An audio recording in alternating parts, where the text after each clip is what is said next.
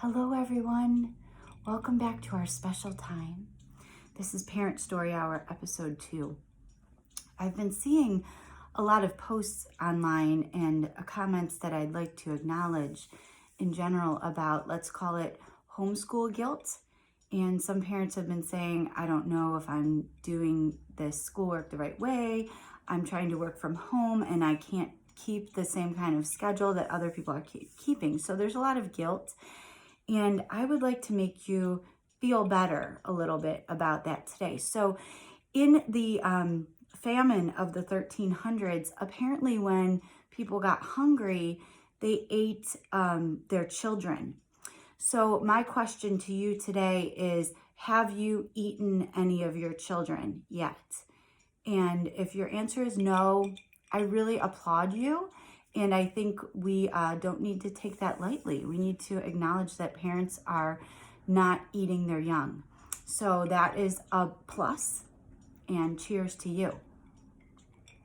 So our story today is along those lines, and I have chosen the classic tale of Hansel and Gretel for us. And notice I've got my trusty giraffe here, Megan, and we dressed up a little bit like Gretel so we could be a little festive for this one. Here are Hansel and Gretel. They look like good kids. Here is Hansel and Gretel's father, the woodcutter.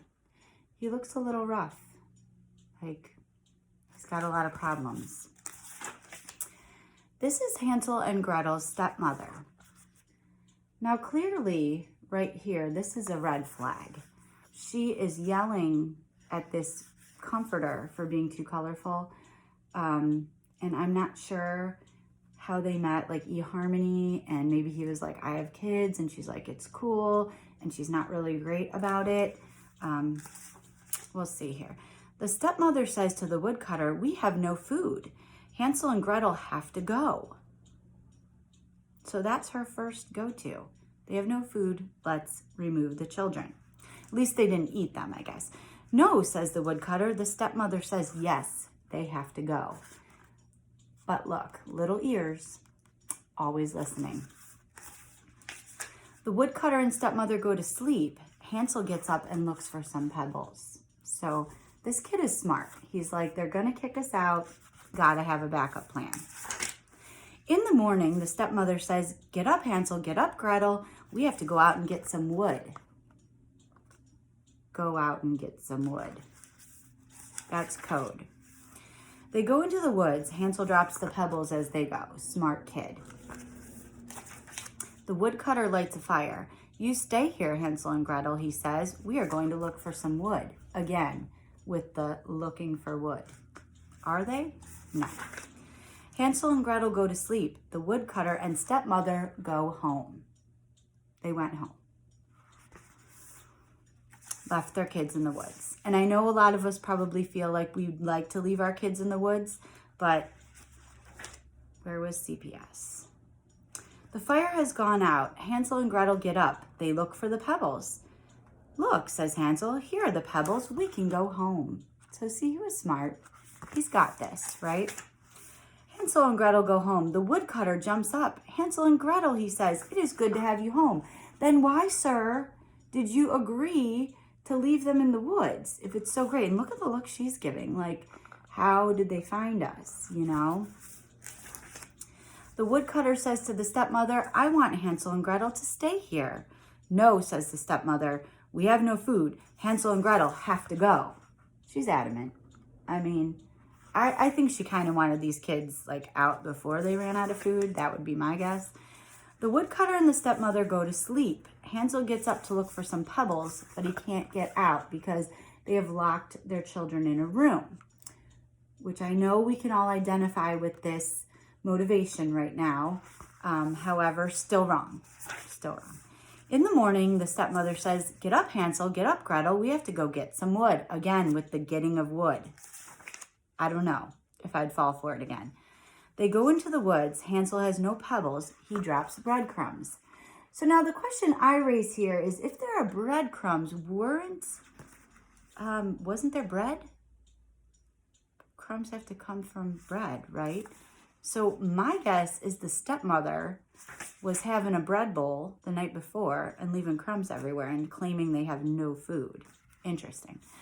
The woodcutter lights a fire. Stay here, Hansel and Gretel. We are going to get some wood. Hansel and Gretel go to sleep. The woodcutter and the stepmother go home again.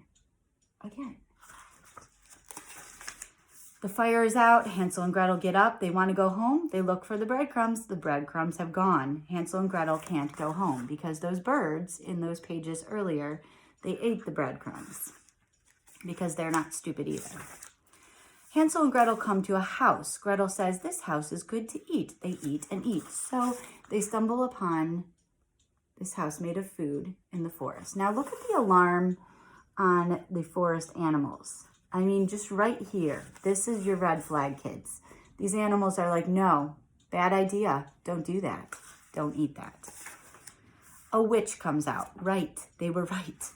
You can come in, says the witch. The witch wants to eat Hansel and Gretel. The witch puts Hansel into a cage. Which how? I mean, she's on crutches, or maybe that's just like a way to help her with her limp, but she gets him in a cage somehow. The witch lights a fire. Is the fire hot, says the witch to Gretel. It looks hot, says Gretel. Come have a look. We know where this is going. The witch looks into the fire. In you go, says Gretel, and just pushes her, just like that, into the fire. These kids are desperate. Gretel says, Hansel, the witch is in the fire. We can go home. Now notice the look on Gretel's face. She's just committed murder, and she looks a little bit almost just excited. I don't know, even in the circumstances, I think I would still not be this happy if I had just pushed someone to their death in a fire. Look, says Hansel, here's some treasure. We can have it. They get the treasure and find the way home.